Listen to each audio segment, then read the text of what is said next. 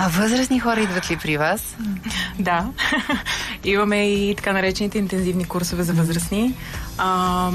Те покриват езика като общ английски, както и насоченост към бизнес английски при необходимост. Наблягаме доста на спикинг, на говоренето, защото повечето хора вече в днешно време при писането получаваме доста помощ от изкуствения интелект и технологиите, така че интегрираме доста говорене и изцяло на английски протичат нашите занятия, за да можем да ги поставим в среда, в която да намалим превода от български, който е доста по-труден език, между другото. Български? Да. И по този начин наистина да им помогнем да усъвършенстват себе си и да придобият нови знания. Ние си казахме нещо много любопитно с вас. Може да го споменем и в ефир. Това, че ученето на език е много важно за това да поддържа мозъка ни буден на всяка една възраст.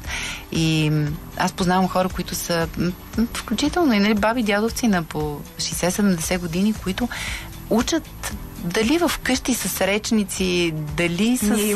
Имате такива хора. Точно така, да. Това е прекрасно, защото то не е свързано с професионална необходимост, а с желанието да се развиваш и да работи мозък. Точно така и се радваме, че всъщност при нас намират и точно такава подкрепеща среда, в която те могат да се отпуснат и наистина с огромно желание да учат език. Дайте да разбием стереотипа. Могат ли да учат хората пълноценно език на 50, 60, 70 години?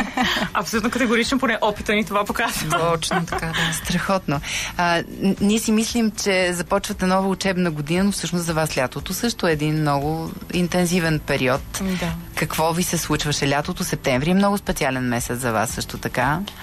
През лятото предлагаме различен набор от програми, които да помагат на децата да поддържат нивото на английски. Както имаме летни лагери, така имаме и летни клубове, по време на които под игрова форма отново поддържат езика си. А септември? Да, септември, така чаканото щастливо време при нас, защото наистина от създаването си правим нещо прекрасно за децата. Целият септември е безплатен при нас и всяко дете, което е в София, да може да заповяда и да се включи в нашите безплатни занятия. Организираме ги във всички наши учебни центрове, за децата пък в онлайн форма, които са или извън София, или не могат в този момент да се включат, могат пък да се възползват от безплатен демо уроки. Така каним наистина всички родители, които ни слушат в момента, и деца, и техните деца.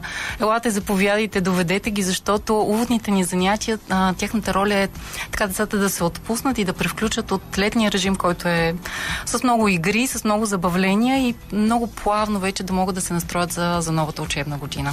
Това ми звучи като езика да ви е не само бизнес, а и кауза. Имате ли си и други каузи? Да, имаме така в адванс едно от нещата, които се стараем да правим постоянно, е да намираме различни начини, по които да засвидетелстваме нашата социална отговорност. Една от тези каузи е стипендиантската ни програма с столични училища, която има за цел да даде шанс и възможност на изявили се ученици в различни училища да получат безплатно обучение по английски. Също така имаме и 3 авторски програми. Те са насочени към развитието на личността. Една от тези програми е Advance in Life. Тя има за цел да развие емоционална интелигентност от децата, подпомага им при социализация, правене на приятелства, както и решаване на конфликти, придобиване на увереност също така. Друга такава програма е Advance in Skills. Тя вече е насочена към малко по-големите ни ученици, като помощ при кариерно ориентиране и кандидатстване в университет. И най-скорошната ни такава програма е Advance and Die. Тя вече има за цел да усъвършенства и развие меките умения у учениците, особено в така високотехнологичните времена, в които живеем. Идеята е да ги направим максимално конкурентно способни и да отговорим на така влизането на AI в нашето ежедневие. Много се вълнуваме за тази програма, наистина.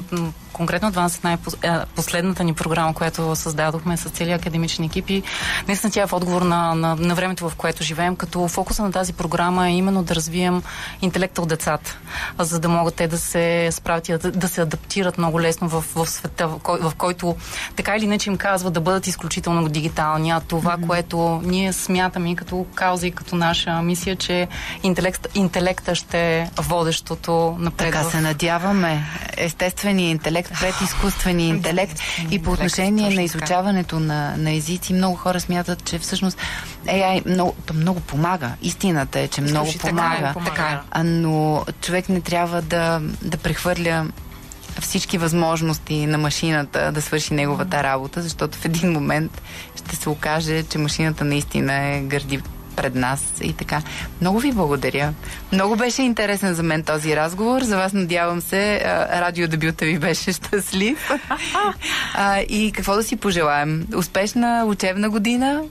Успешна учебна година. Наистина беше много хубаво, че днес гостувахме тук, защото... Удоволствие беше за нас. Благодарим. Прощапълник ви е. Абсолютно, да. И стартираме с още повече енергия и очакваме всички деца. Наистина, заповядайте в Адванс. Септември е момента. Да, септември. Много ви благодаря.